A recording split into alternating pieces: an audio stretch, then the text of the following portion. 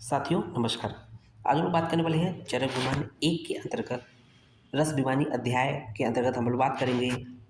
जो सिलेबस का टॉपिक है, टॉपिक नंबर सिद्धांत विरोध में फिफ्थ पॉइंट देखेंगे।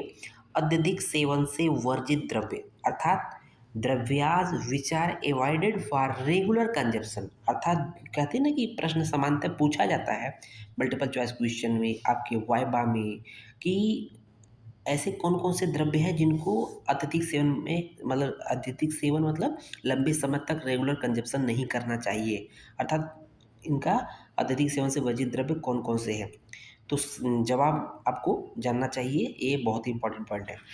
तो अगर हम लोग बात करें कि सामान्यतः तो बहुत से ऐसे द्रव्य हैं जिनको अधिक मात्रा में सेवन नहीं करना चाहिए, लेकिन विशेष रूप से कुछ द्रव्य हैं जिनको यहाँ पर इंडिकेट या मतलब बताया गया है।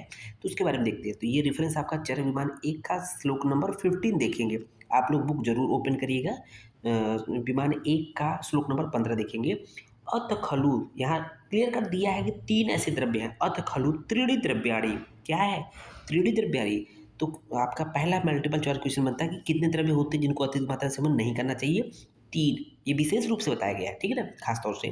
तो अथ खलु त्रीणि द्रव्याणि न उपयुज्येत अधितेभ्यो द्रव्येभ्यः तद्यथा। वो कौन कौन से द्रव्य हैं? अर्थात तीन ऐसे द्रव्य हैं जिनको अत्यधिक मात्रा में सेवन नहीं करना चाहिए। तद्यथा पिप्पली, क्षार, लवणम इति, है ना। ये तीन द्रव्य हैं आपके। पिप्पली एक नंबर पे, क्षार दूसरे नंबर पे और लवण रस तीसरे नंबर पे है। ये तीन द्रव्य हैं जिनको अत्यधिक मात्रा में सेवन नहीं करना चाहिए। तो यहाँ से हम लोग का एमसीक्यू चाहे आपका वाइवा के पॉइंट ऑफ व्यू से हो, ये निकल आता है कि तीन द्रव्य हमारे पिप्पली, क्षार और लवण ऐसे हैं जिनको अत्यधिक मात्रा में रेगुलर कंजप्शन नहीं करना चाहिए। ओके, अब तो बात आ गई। लेकिन अब क्यों ऐसा बोला गया है? तो अब नेक्स्ट प्रश्न पूछता है कि ऐसा क्यों बोला गया है, तो इसको भी जानना जरूरी है। तो देखेंगे, एक एक करके बात करेंगे कि पिपली को हम लोग सामान्यतः देखते हैं। पिपली क्या होता है? पिपली हुए तो आज ठंडी के मौसम, सर्दियाँ शुरू हो गई है, तो पिपली कहीं ना कहीं कफ, जितने भी कफ रेमेडीज होती है, कफ के फार्मूले होते हैं कफ सिरप के, उसमें जनरली थोड़ी बहुत मात्रा मिली होती है, या हम लोग जो काढ़ा बनाते हैं तो उसमें भी पिपली का प्रयोग करते हैं, ठीक है। तो पिपली देखेंगे रस में कटु होता है, विपाक में मधुर एवं गुरु होता है। रस में कटु है, विपाक में मधुर और गुरु है, और यह अधिक स्निग्ध और उष्ण नहीं होती है। कहने का मतलब अधिक स्निग्ध नहीं है और नहीं अधिक उष्ण है। कहने का मतलब स्निग्ध और उष्ण है, लेकिन अधिक स्निग्ध और अधिक उष्ण नहीं होती है। ओके। लेकिन क्या है, वैद्य लोग चिकित्सा के लिए इसका प्रयोग करते हैं। तो भाई चिकित्सा में कम मात्रा में प्रयोग करते हैं, यहाँ अत्यधिक मात्रा की बात कर रही है। वैद्य लोग चिकित्सा में चिकित्सा के लिए इसका उपयोग करते हैं, लेकिन लेकिन अल्प मात्रा में रहता है, ठीक है। प्रयोग करने पर वैसे जो एक औषधि मात्रा है, चिकित्सकीय मात्रा जो होती है, जब उपयोग करते हैं तो यह शीघ्र ही शुभ और अशुभ कार्यों को करने वाली होती है। अभी डिपेंड करता है कि कब शुभ कार्य करेगा, मतलब कब लाभदायक होगा शरीर के लिए, और कब हानिकारक होगा, कब अशुभ कार्य करेगा। तो देखेंगे जो मात्रा में प्रयोग किया जाता है, एक निश्चित जो मात्रा बताई गई है, उस मात्रा में प्रयोग करेंगे तो सुख कारक रहेगा, और मात्रा से अधिक अधिक मात्रा में और अधिक अभ्यास और रेगुलर कंजप्शन, जिसको बहुत लंबे दिनों तक कंटिन्यू यूज कर रहे हैं, तो वो दुखकारी होता अर्थात शरीर के लिए हानिकारक होता है। ये तो बात हम लोग कर ही रहे हैं। अब देखेंगे प्रयोग में सम साध गुणीय ऐसा टर्म आया श्लोक में।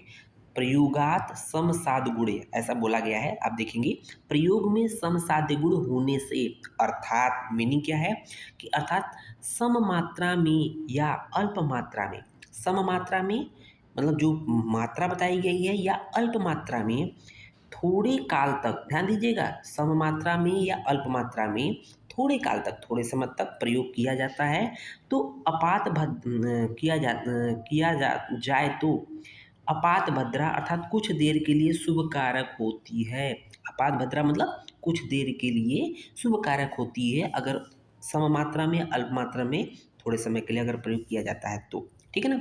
यदि इसका सेवन अधिक मात्रा में निरंतर अर्थात रेगुलर कंजप्शन किया जाए तो दोषों का संचय करता है, अर्थात जो शरीर में दोष होते हैं उनको कलेक्ट करता है, ठीक है।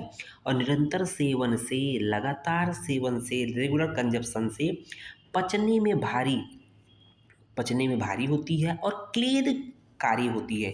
शरीर में क्लेद को उत्पन्न करती है, शरीर में गीलापन उत्पन्न करती है। अतः कफ का क्लेद उत्पन्न करने का मतलब कफ को बढ़ा रही है। पिपरी के रेगुलर सेवन से क्या हो रहा है, कफ बढ़ रहा है। कफ का और उष्ण होने से, क्लेदकारी होने से कफ को बढ़ा रहा है और उष्ण गुण होने से पित्त का उत्क्लेश अर्थात पित्त को उभार रही है। ओके, पित्त को उभार रही है, कफ को उभार रही है। ओके, अल्प मात्रा में जो होती है वो स्निग्ध और उष्ण होने से, अल्प मात्रा में स्निग्ध व उष्ण होने से वात का शांत करने में समर्थ नहीं होती है। कहने का मतलब अल्प मात्रा में प्रयोग करेंगे तो स्निग्ध उष्ण होने से वात को शांत करने में सक्षम नहीं होती है। लेकिन ध्यान दीजिएगा, पिप्पली क्या है, योगवाही होता है। ध्यान दीजिएगा, योगवाही आपको पिपली के लिए बोला गया है, योगवाही आपके वायु को बोला गया है। अब ये समझिए कि योगवाही क्या होता है।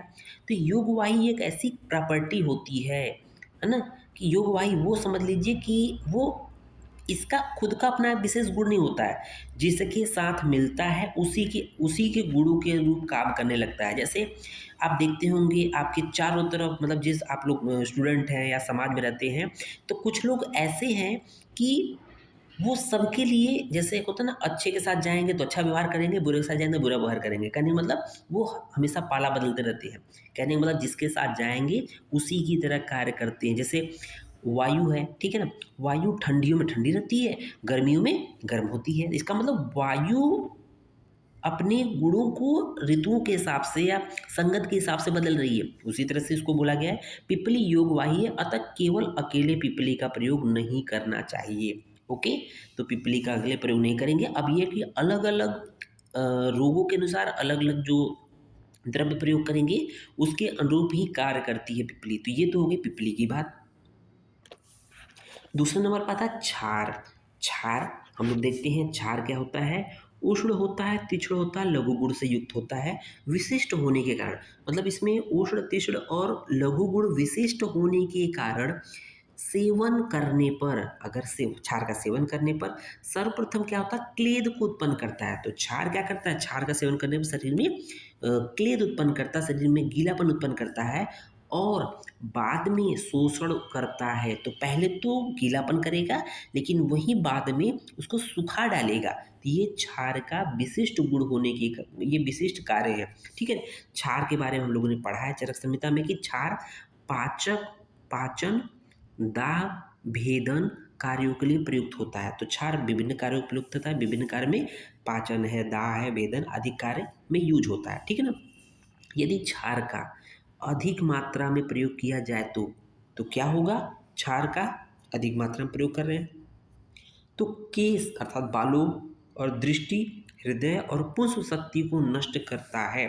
ठीक है, बालों के लिए नुकसान करता है, आंखों के लिए नुकसान करता है, हृदय के लिए और पुंस अर्थात जो पुरुष की शक्ति होती है उसको नष्ट करता है। ओके, क्षार का अधिक मात्रा में निरंतर प्रयोग करने से अर्थात रेगुलर कंजप्शन करने से अंधापन हो सकता है, ब्लाइंडनेस हो जाए, नपुंसकता हो जाए, है ना, खालित्य, बालों का गिरना, पालित तथा असमय बालों का सफ़ेद होना आदि रोग उत्पन्न हो सकते हैं।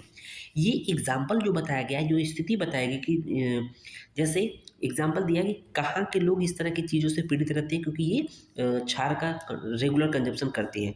तो प्राच्य देशवासी अर्थात आसाम और बंगाल के लोग क्षार का अत्यधिक सेवन करते हैं और चीन के लोग इस तरह की चीज़ों से ग्रस्त होती है, अंधापन है, नपुंसकता है, खालित्य है, पालित्य है, इस तरह की चीज़ों से ग्रसित रहते हैं ज़्यादा। क्योंकि एग्जाम्पल दे दिया, अतः क्षार का अत्यधिक सेवन नहीं करना चाहिए। हो गया क्लियर। अब देखते हैं तीसरा है लवण रस। लवण रस की बात करते हैं, सामान्यतः रूप से नमक की बात कर रहे हैं, ठीक है ना। तो देखेंगे नमक क्या होता है, लवण रस क्या होता है, उष्ण व तीक्ष्ण गुण युक्त होता है, न अति गुरु न अति स्निग्ध। कहने का मतलब गुरु है, स्निग्ध है, बट ज़्यादा न गुरु है न स्निग्ध है। ओके, तो देखेंगे इसके बारे में क्या बोला गया, क्लेद कारक होता है, साथ ही साथ श्रंसन काम करता है। श्रंसन का मतलब क्या होता है, दोषों को निकालने में समर्थ होता है ना। श्रंसन का मतलब विरेचन से लिया गया, रेचन से लिया गया है, जो कि दोषों को शरीर से निकालने में समर्थ होता है, ठीक है ना। और लवण रस के बारे में क्या बोला गया है, अन्न द्रव्य रुचि का नाम चरक में बोला गया, चरक सूत्र 25 में अग्रय प्रकरण में। तो अन्न द्रव्य में रुचि उत्पन्न करता है, स्वाभाविक बात है, नमक खाने में कम हो जाए तो देखते हैं ना कि टेस्ट खत्म हो जाता है, इसलिए नमक पर्याप्त मात्रा में होना चाहिए। तो देखेंगे अल्प मात्रा में अल्प काल में सेवन करने पर उत्तम लाभ की प्राप्ति होती है, शरीर के लिए कल्याणकारी होती है। अल्प मात्रा में इसलिए कहते हैं ना, नमक को थोड़ा-सा कम ही खाना चाहिए। अपने स्वास्थ्य के पॉइंट ऑफ व्यू से नमक का सेवन करना चाहिए, ना कि टेस्ट जिह्वा के हिसाब से करना चाहिए, नहीं, ठीक है? और अधिक मात्रा में और अधिक काल तक अर्थात रेगुलर कंजप्शन अधिक मात्रा में करेंगे और अधिक समय तक करेंगे तो दोषों का संचय करता है। साथ ही साथ लगातार सेवन करने से, लगातार अगर सेवन कर रहे हैं नमक का प्रयोग, ज़्यादा मात्रा में नमक का सेवन कर रहे हैं तो मांस, रक्त को शिथिल करता है, मांस को गला देता है। देखते होंगे जो जो व्यक्ति ज़्यादा मांस का नमक सेवन करते हैं उनके मांस और रक्त को शिथिल कर देता है, क्लेश सहने में असमर्थ होता है, मतलब वो जल्दी इरिटेट हो जाता है, जल्दी गुस्सा हो जाता है, मतलब असमर्थ होता है, ठीक है? इसका एग्जाम्पल कहाँ के लोग होते हैं? जैसे बाहलिक देशवासी और सौराष्ट्र अर्थात जिसको गुजरात कहते हैं आज के समय में, सिंध व सौवीर देशवासी जो है दूध के साथ भी नमक खाते हैं। तो आप देखते होंगे कि जो गुजरात में अगर आप कहीं गए होंगे तो वहाँ खाने-पीने हर एक चीज़ में नमक है, इसलिए वहाँ की हर एक चीज़ डिश जो होती है मीठी होती है, क्योंकि वहाँ पर नमक को थोड़ा-सा कम करने के लिए कि ताकि टेस्टी रहे तो उसको चीनी मिला देते हैं। आप लोगों ने अगर खाना खाया होगा तो जानते रहे होंगे, ठीक है ना? तो नमक वहाँ हर एक मिट्टी में बहुत ज़्यादा नमक है ना? समुद्री एरिया होता है, ठीक है? अब यहाँ पर देखेंगे जो मनुष्य लवण रस का अधिक मात्रा में सेवन कर कर प्रकृति को अनुकूल बना लिया है। मान लीजिए कुछ लोग ऐसे होते हैं बहुत ज़्यादा जो है नमकीन खट्टा मतलब बहुत नमकीन चीज़ खाते हैं अर्थात नमक का प्रयोग करते हैं, तो उन्हें भी अकाल में मतलब असमय जो है खालित्य हो जाता है अर्थात बाल उनके गिर जाते हैं, गंजापन हो जाता है। इंद्रलुप्त इंद्रलुप्त एलोपेशिया जिसको बोलते हैं और पालित अर्थ में बालों का सफ़ेद होना इत्यादि समस्याओं से ग्रसित रहते हैं। उम्मीद है ये समझ में आया होगा। धन्यवाद।